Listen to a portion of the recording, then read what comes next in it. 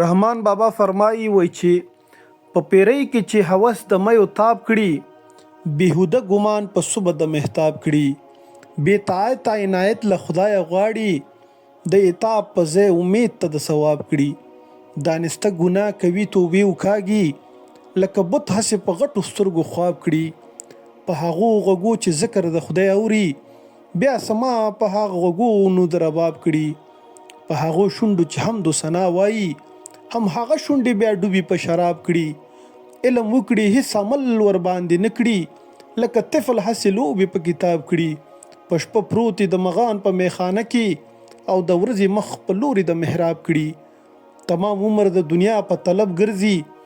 بیا د خدای په طالبانو ځان حساب کړي له خالقه دې نه شرم نه حجاب وي له رحمانه ګوښه ونیسي حجاب کړي په هغو شونډو چې هم دو ثنا وایي هم هغه شونډې بیا ډوبي په شراب کړي